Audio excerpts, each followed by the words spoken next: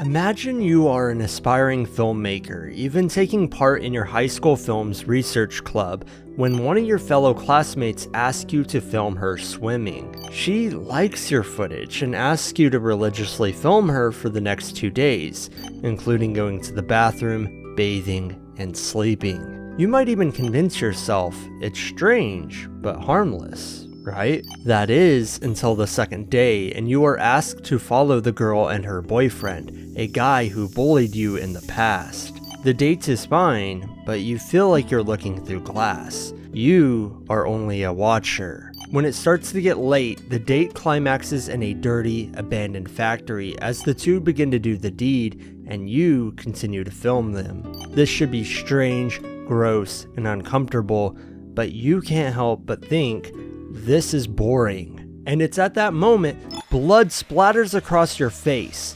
The girl has struck her boyfriend, his head now gashed wide open, and you continue to film as she brutalizes him until he crawls to you, bloody and beat into a pulp, begging for your help. And then she kills him in front of you. She is a monster, and you can't help but to be excited. She is a dead tuber, and you've just become the director of one of the most obscenely violent pieces of internet content. Part 1. Content creation is horror.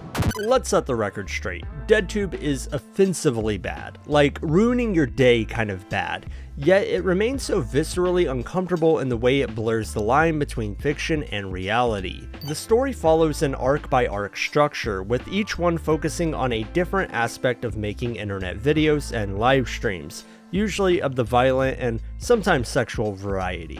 The main characters are participating in making content for the website, although their willingness and motivations are somewhat questionable. As the story progresses, it becomes more obvious that to stay relevant and, more importantly, alive, these characters have to increase their shock value and keep up with the new trends across the website. Of course, in the real world, a platform like DeadTube would not be able to take over society to any extent and would probably never be able to leave the dark web. Government intervention would at least see to it that the platform would not become widely accessible. However, I've started to feel that DeadTube might be a little closer to reality than I once gave it credit for. After numerous stories of streamers wreaking havoc and YouTubers running amok, not to mention the amount of shock content that can be found on social media, DeadTube seems a little less like fantasy and more like an extension of the worst sides of internet culture. We are a society that rewards attention-grabbing marketing, and internet content creation has thrived on that system. YouTube Shorts and TikTok are so popular because their platforms offer a constant influx of stimuli.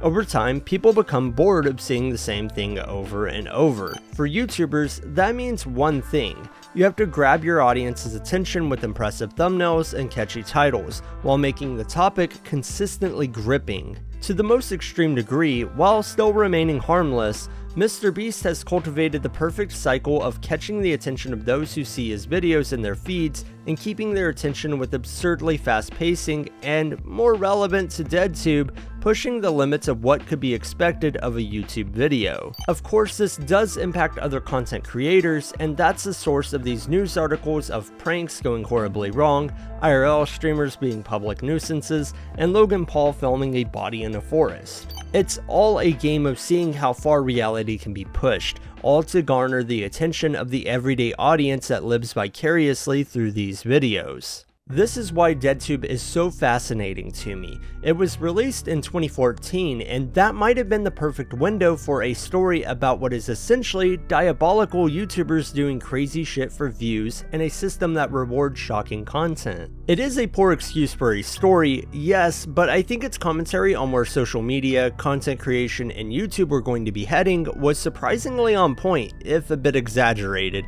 and definitely ahead of its time. That stands in contrast to a manga like Mirai Nikki, which used cell phones as a pivotal mechanic in its battle royale style death game, but failed to comment on how we use cell phones in any meaningful way, which is missed potential because it came out in 2006, right at the dawn of cell phones becoming a dominating part of modern life.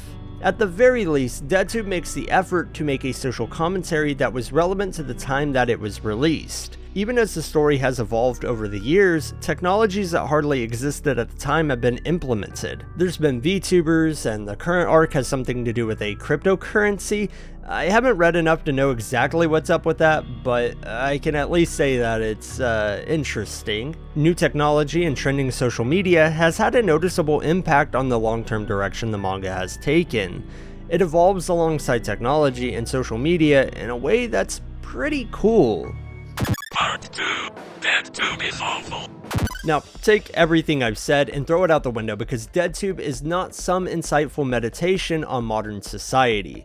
This is a trashy, horrid manga that fails to impress in any regard other than scratching the part of my brain that finds Lamageddon or Angelic to the Core hilariously bad. As would be expected of the premise, these characters get roped into an awful cycle of endlessly upping the ante for the sake of staying relevant and alive within the online space of DeadTube. For that to happen, the story constantly pushes new scenarios as plot lines, with each one demanding the participants to do something more intense than the last. Of course, that attracts a ton of deranged individuals that want to get rich through some pretty horrible means. Even our main characters choose to actively participate in DeadTube until their knees are so far in shit that they can't simply leave. Not to mention, the protagonist is introduced as a guy who doesn't get aroused by a naked girl, but by her killing her boyfriend as he films her.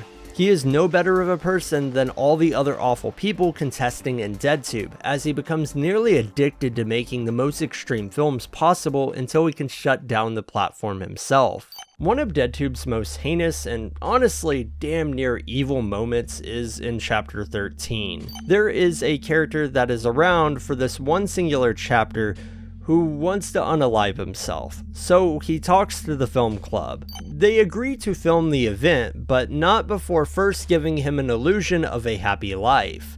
They pay an actress to have intercourse with him on film, beat up the bullies that give him a hard time, and give him tons of cash every day. By the end of it, his life is finally looking up and he has a genuine smile on his face. And that's when he's asked to finally do it.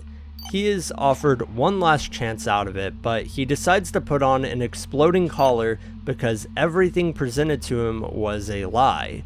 Then they decide to bring out the paid actress, and she begins to cry because it wasn't necessary for him to die. She tells him that she is sad to see him die, even if she was paid to act a certain way, and that causes him to beg for his life. He is literally kicked down to the ground as he cries that he doesn't want to die anymore.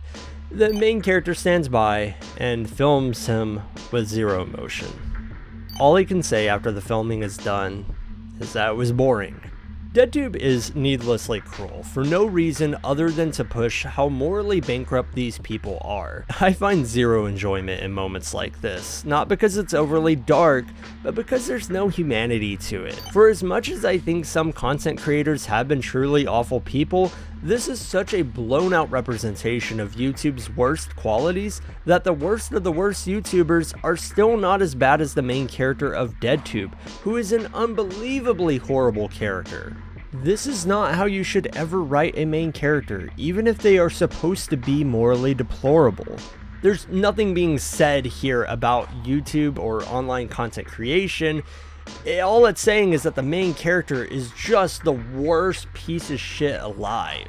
Eventually, the scenarios become less about making violent videos because it hits that apex pretty early on, and more about making surprising videos, stories that twist and turn in unexpected ways. The story is about as nonsensical as you can imagine, with each and every arc coming with dozens of plot twists, from changing a character's entire personality to retconning previous plot points for the sake of drama. Frankly, I've read 22 volumes of the series, and I think each one had at least 10 major twists. It doesn't make for a very well structured story, but it ensures that it will always find a way to top itself as a schlock fest. The twists themselves lose a little flavor over time because every character is so abhorrently bad-natured. I can't be surprised when the cute anime girl turns out to be a villain when the last 10 have also been villains. That said, DeadTube has one of the most absurd plot twists I've ever seen in a manga, enough so that I genuinely was surprised, partly because I never expected the series to get this bad, and partly because it retconned a previous twist that was also ridiculous. This is a roller coaster of cringe, going through the ups and downs of trying to impress the reader with the most mentally unstable characters and their massive plots to betray their friends for the most violent DeadTube videos. It's all very corny, but the ride is fun. Personally, I continue reading DeadTube because I am always curious to see how it outdoes itself in trying to be as dark and unpredictable as possible. I do have a heavy obligation to mention that, obviously, this is an extremely violent manga, much of which I cannot show on YouTube. I sparingly enjoy the violence, and when I do, it's in complete irony, despite being a fan of many gory and brutal manga. But in this case, it so rarely serves a point beyond worthless shock value. Not only is it important to inform those that could have adverse reactions to its content, one of my biggest qualms with the manga lies in how it tackles violence. The disproportionate targeting of women, who are treated very poorly, often being beaten, most commonly assaulted, and sometimes killed. Of course, men are beaten and killed as well, but if there's a woman in DeadTube, chances are she'll inevitably be subjected to some pretty gross happenings. The worst part is that it fetishizes these events, and honestly, that's when the series is at its least entertaining, even in the context of it being this ridiculously edgy and self-indulgent story. Despite my persistence to mock this manga and its contents in a pretty fun way, I find myself a little grossed out by the frequency of women being put in exceedingly unfavorable positions, especially because of the way these scenes are framed, and I do think anyone that is sensitive to those triggers should proceed with major caution. Part 3. Should you read DeadTube? Still, if you can push past that, what you're going to find is a complete mess of a story with some of the least likable characters ever put to page. DeadTube is an interesting reflection of modern social media, but it fails to make itself worth anything beyond that. It is no more likable than the shitty content creators that it is satirizing. The story can have a great idea as its backbone, but it needs good character writing, structure, and presentation to put some meat on those bones, and DeadTube fails on all of those fronts. My point is, art can have a distinct purpose, something of merit or substance to its story, while still being irredeemably bad. Most people are never going to take away anything positive from their experience with this manga because it is so bad, but I think there's value in looking at bad art and finding interesting qualities about it. In the case of DeadTube, as much as I can say it is a true blue 1 out of 10, there's more value in what it's trying to do than plenty of other series at this level of quality. I would love to see a manga that embraces certain ideas from here